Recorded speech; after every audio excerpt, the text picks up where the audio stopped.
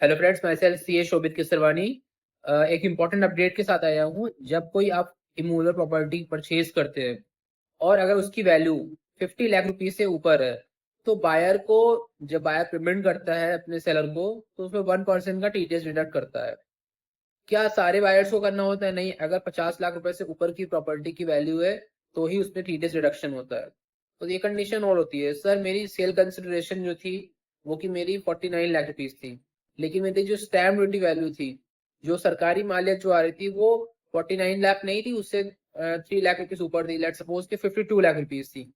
तो मेरे को कितने अमाउंट में टीडीएस डिडक्ट करना होगा? देखिए, as per government rule, government आपको ये फॉर्म फिल करते वक्त पूछती है कि आपकी स्टैम्प ड्यूटी वैल्यू क्या है और आपका एक्चुअल सेल कंसिडरेशन क्या है।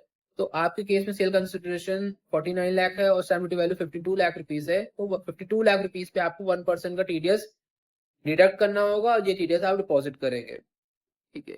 एक बात और उठती है कि सर अगर मैं तो बायर एक हूँ बट सेलर जो है मेरा दो सेलर है, मतलब दो भाइयों की प्रॉपर्टी थी और मेरे को पेमेंट करना है, दोनों को हाफ ऑफ पेमेंट करना है, तो क्या सर टीडीएस कैसे डिडक्ट होगा?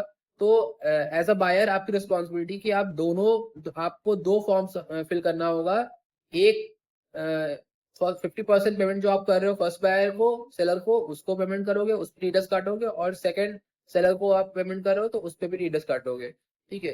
फिर क्वेश्चन उठता है कि सर हम लोग भी दो बायर हैं और सामने वाली पार्टी सिंगल सेलर है, तो क्या टीडीएस हम दोनों को डिडक्ट करना होगा?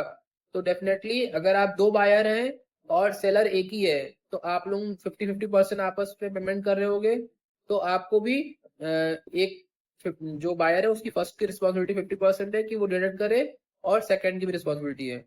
फिर एक क्वेश्चन और उठता है इसमें कि सर पेमेंट जो हम लोग कर रहे हैं ये एक्चुअली हम लोग का फ्लैट था और मल्टीपल इंस्टॉलमेंट से हमको पेमेंट करनी है, तो टीडीएस की रिस्पॉन्सिबिलिटी कब उठती है? तो टीडीएस की रिस्पॉन्सिबिलिटी एज पर जो रूल्स इनकम टैक्स में है उसके हिसाब से, जब भी आप सेलर को पेमेंट कर रहे हो, ठीक है, तब बहुत होता है अपार्टमेंट्स पे क्या होता है कि मल्टीपल इंस्टॉलमेंट्स होती है, 8-10 इंस्टॉलमेंट्स होती है, तो as per income tax act rule कहता है कि आप जब भी उसको पेमेंट करोगे तब आपको टीडीएस डिडक्ट करना होगा। ये नहीं कि आप सिर्फ लास्ट इंस्टॉलमेंट पे डिडक्ट कर रहे हो। तो एज पर रूल्स आपको एवरी ईयर जब भी आप पेमेंट करोगे उसको, तब आपको टीडीएस डिडक्ट करना होगा।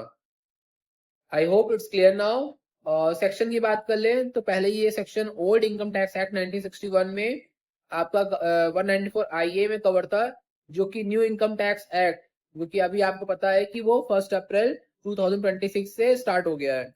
तो अब ये फॉर्म जो है, पहले हम लोग 26 QB में हम लोग उसको फॉर्म फिल करते थे रिटर्न फाइल करने के लिए, अब उसका फॉर्म 141 हो गया है। और बात करें टीडीएस की तो पहले 194 IA में कवर था, अब किस में वो कवर हो गया? अब सेक्शन 393 में कवर हो गया। आई होप आपकी सारी डाउट्स क्लियर हो गए। और भी कोई क्वेरीज हो तो इस पे कमेंट करें। एक बात और मैं ऐड करना चाहता हूँ कि फाइनेंशियल ईयर 26-27 से जो अभी चल रहा है, प्रीवियस ईयर का कॉन्सेप्ट खत्म हो गया है। अब आपको जो भी फॉर्म्स मिलेंगे, जो भी कंप्लायंस होगी, वो आपको टैक्स ईयर ही सेलेक्ट करना होगा। ध्यान रखिए, बहुत इंपॉर्टेंट अपडेट है कि प्रीवियस ईयर जैसा कॉन्सेप्ट जो प्रीवियस और असेसमेंट ईयर कॉन्सेप्ट हुआ करता था, तो असेसमेंट ईयर को खत्म कर दिया है, हटा ही दिया है, और प्रीवियस ईयर की जगह टैक्स ईयर को डाला गया है, एंटर किया गया है। तो अभी जब आप टैक्स का पेमेंट करने जाओगे या फिर जो रिटर्न फाइल करने जाओगे, ठीक है, 194 IA का जो कंप्लायंस भी करोगे, जो फॉर्म 141 में करना है आपको, तो आपको वहां पे टैक्स ईयर सेलेक्ट करना होगा कि आपका टैक्स ईयर क्या है। तो टैक्स ईयर आपका क्या होगा? 26-27 होगा। तो जो फाइनेंशियल ईयर कॉन्सेप्ट को, प्रीवियस ईयर कॉन्सेप्ट को टैक्स ईयर से रिप्लेस कर दिया गया है, और कोई चेंजेस नहीं आया है। I hope it's clear now. और ऐसे वीडियोस के लिए हमें सब्सक्राइब करिए और please like and share this video. Thank you.